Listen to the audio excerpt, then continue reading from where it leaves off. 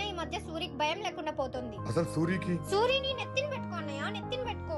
అత్త నువ్వు ఉండత్త, ఎందుకు తాతకి నెత్తలా రంకెలేస్తున్నా? అదేంటి అంత మాట అంటావు? నీ కథ మరీ చెప్తా ఆగు. అది కాదత్త, మార్నింగ్ నుంచి సూర్య కనిపించటం లేదనే బాధలో చెప్పేశా. ఏంటి నిజమా? ఎక్కడ పోయాడు?